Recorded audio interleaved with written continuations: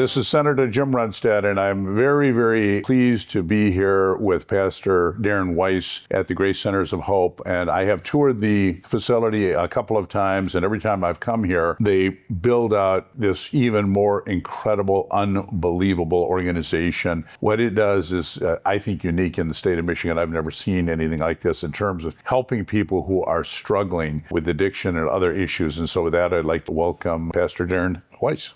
Well, thank you so much, Senator. It's certainly a pleasure to be here and be able to share about Grace Centers of Hope. Grace Centers of Hope is one of the largest and oldest missions organizations to the homeless, the addicted, the abused, those who are most vulnerable in our community. What started as an emergency shelter has, over the years, transformed into a just life-giving ministry, helping restore lives, men, women, kids, restore families. And all of our programs are just designed to lead people to independence and to be all that God created them to be. How would you describe it as being different than, say, other shelters or programs to get people off addiction? What makes Grace Centers of Hope different? Yeah, so people ask me quite often, what's like the special sauce of what Grace Centers of Hope does? We see incredible results with what we do, and a lot of that has to do with the unique distinctives of who we are. Number one, our faith-based approach. We're totally Christ-centered. All of our values stem from that. All of our programming stems from that. And so that aspect is really the core. And, our long-term approach. So we have a year-long life skills program. And then on top of that, we have even a 2-year aftercare program called Little Grace Village, where people who graduate our programs, they can move into that community that helps support them, encourage them, give them everything that they need to live in independence. The long-term approach to what we do, that's a key distinctive.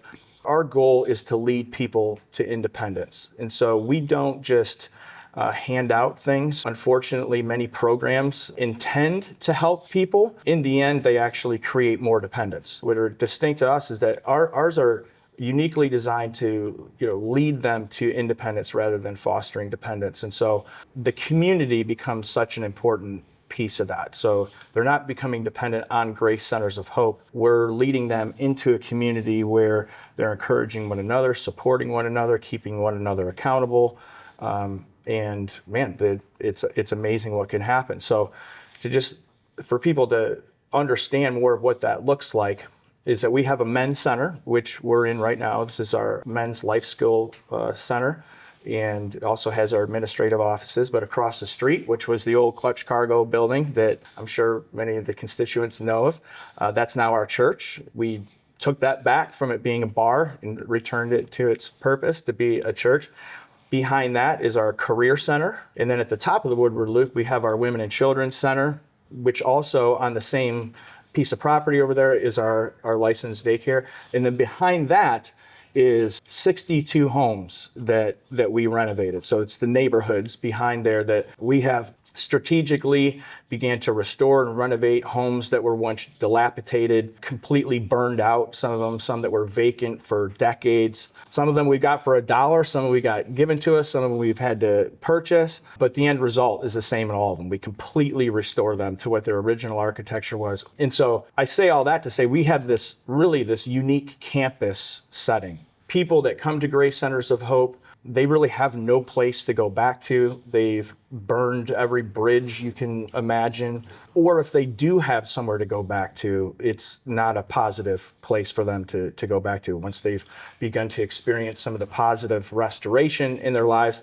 Grace Centers of Hope becomes their family, becomes their community. We have strategically built Grace Centers of Hope that way because what the gospel teaches us is that people need people. It's not so much we have great trained staff here, but that's not sustainable for them to just look to us to always provide for them what they need. We want to lead them to independence, and that freedom and independence, breaking free from the cycle of homelessness and addiction and broken relationships happens from people helping one another. And so as we have strategically built that literal community, man, it's just incredible. And I would encourage people to come out to Grace Centers of Hope. I'd love to tour people around. I'd love to show them what can really happen when you're really just committed to helping people, serving God, and then getting other people involved. That's a very unique part of who Grace Centers of Hope is, because we receive no government funding at all. If we don't raise the money, then we don't do it. Thankfully, Grace Centers of Hope has zero debt. That's an amazing thing, because we have no government contracts. We don't have anything to rely on other than what we say. We believe in a big G, but it's not a big government passing out checks. It's a big God who's able to do exceedingly and abundantly above all that we ask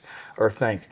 And I can tell you that can be very stressful, especially as the CEO, with so much happening on a daily basis. It can be challenging, but relying on God and his people are looking to get involved and looking to make a difference. I always say that America is not just the most giving nation, but Americans are the most giving people. And we've created opportunities for people to get involved. We couldn't do what we do without volunteers getting involved. Volunteers provide something so much more than just helping with the bottom line. They communicate to the people that we serve that they're worth their time. And that gets right at some of those root causes that leaves people stuck in homelessness and addiction when they don't believe that they have any value or worth or significance. I would say not only the volunteers, and I just met a whole bunch of great ones here that were preparing and serving the food, but just the individuals going through the program. The first time I came here, I met all of these wonderful people, from the person who met me to bring me in to the facility, and all of the individuals that I met, so considerate and kind and competent. And halfway through, I found out all of those individuals are part of the program. So they had went through all of these terrible trials and tribulations and had just transformed their lives. And that's what I'm seeing a lot here. Like, we're in this room that the guys come in and they start learning skills. They can go to the local community college and get a certification and have a place to stay and be, and just getting away from the old habits that if you go through a short-term program, you go into the same neighborhood and the same group of people, you're going to go right back into it. So this is unique as far as I know. And I think a lot of that accounts for this incredible success ratio you have of, 80-90% of the people being successful after they, spend a year here going through the program. It's worth every dollar. And it was that funny little comment you told me earlier, that if you gave people $1,000 and said, this is to, help people, recovering addicts or whatever, give it to who you think would do the most good, how many would give it back to the government agency? Nobody would. Exactly. Because, be absorbed in the bureaucracy and accomplish nothing, as opposed to a place like this, that every dollar is making such transformational difference in these people's lives. So you guys just do a phenomenal job. Well, thank you so much for that. We really work hard every day. It's not easy work. It's very challenging work, one that I really believe is a calling, from God. And as we rely on him, you see incredible results. As you mentioned, over 90% of those individuals that complete our year-long life skills program and move into our Grace Village there, over 90% of them after a year of graduation are still employed, still permanently housed, and still sober. And it's over 80% after 4 years. So I often tell people, I say, hey, being here for a year is not going to be easy. In fact, it might feel like walking through the valley of the shadow of death sometimes. Like, why do I have to be here? Why does this have to take so long?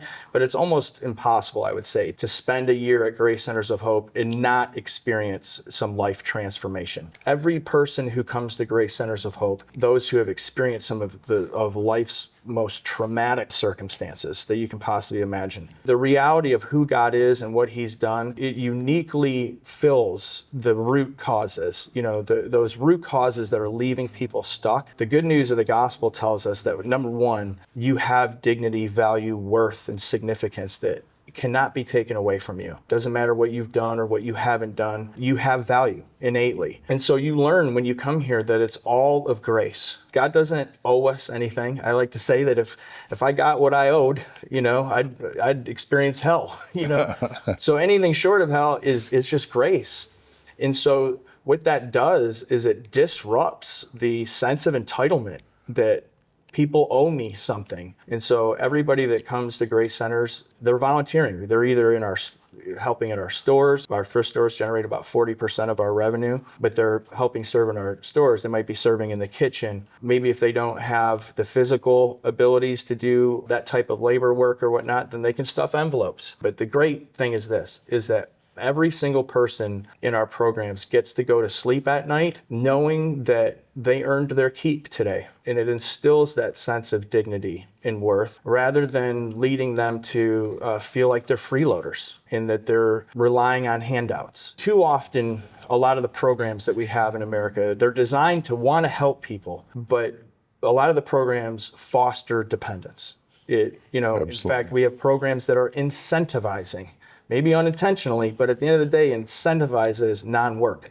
Yep. It says if you don't work, you'll get more, or it incentivizes not getting married. People do need help, but they need help that leads them to independence, not fostering dependence. So that's where we see incredible results. Well, again, it's just spectacular, all the things that Grace Centers of Hope is doing. And one of the things that I have been working on that kind of overlays with what you do here is I've been working on CPS, Child Protective Services, and foster care from the government bureaucracy side of things. And both of those organizations are absolutely out of control in terms of horrible results. We've got the longest federal case of any state in the nation going back to 2008 on our child care services in Michigan. So we are always trying to find ways of reforming and fixing that system. We're going to have a rally coming up in April. But for those families undergoing a lot of this dysfunction, coming here as opposed to going into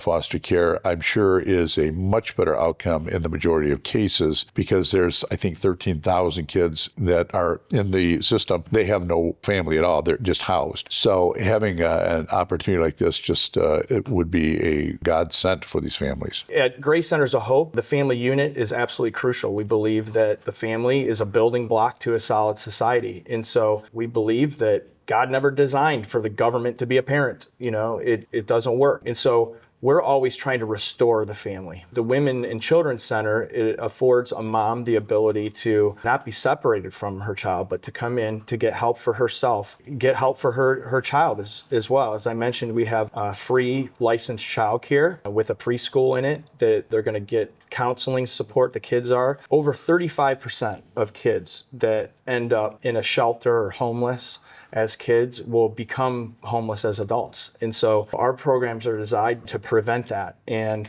help the mom, while she's going to classes and groups and getting her life skills training, getting her whole life restored.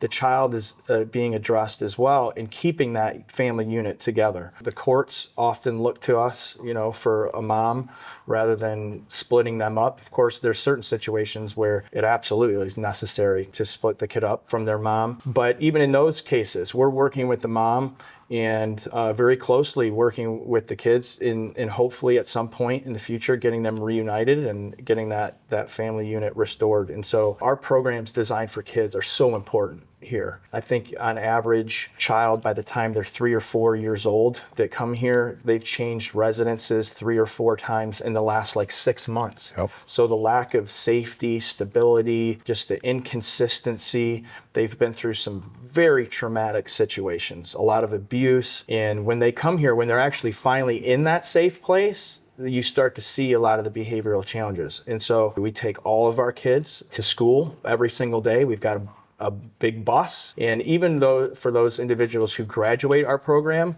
we'll still continue to take your kids to school so that consistency is there. So I know that you've worked too with the kids that are aging out of foster care. We want to be that resource. I know years ago, I learned that a child can be in foster care their whole life or the majority of their life, and at 18 are literally given a pamphlet. And told to, good luck, basically. That's exactly right.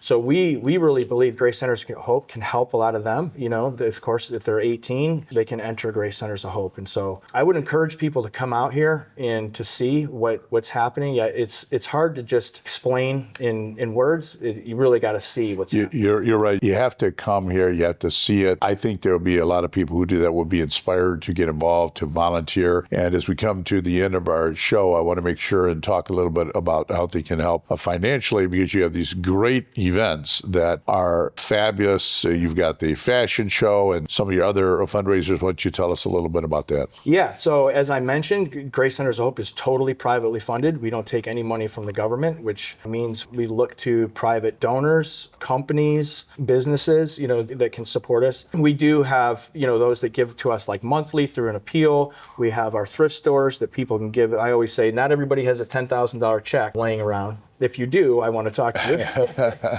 But if you don't, I do believe everybody has something laying around their house, right? And if you're anything like me, you can open up your closet and it's full, yet still say, I have nothing to wear. And in every cycle, I give stuff to Grace Centers Hope. My wife and I go through the house, and yeah, we've been big donors over the years. I appreciate that, because every single dollar that comes in through our thrift stores supports the programs at Grace Centers of Hope. So we literally repurpose lives through repurposed items.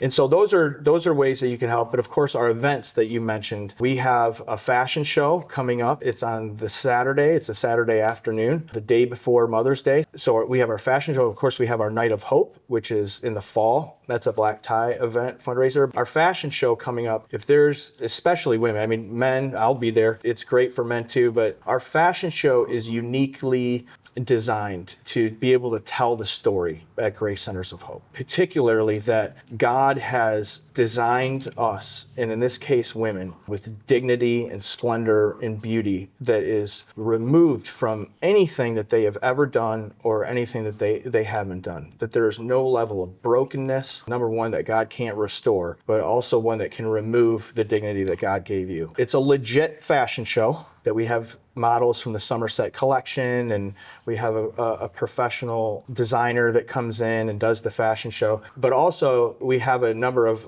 women and kids who are in our program at Grace Centers that are part of the fashion show. Wow. And so it becomes a living picture of the dignity that God sees them with, regardless of where they've been at. And so maybe you're a company, we still need a presenting sponsor. You can sponsor it, whether you're a presenting sponsor or at any level. I would encourage you to do that, or purchase tickets. You can go to gracecentersofhope.org and purchase your tickets that way. Of course, you can always call us at 855-HELP-GCH. As always, I always invite people to come on out for a tour, and I'd love to meet you and show you around. Well, I'm going to look forward to get some more of the tour here, Pastor. Thank you so much for doing the show, and I look forward to seeing the rest of the facility. Thank you so much.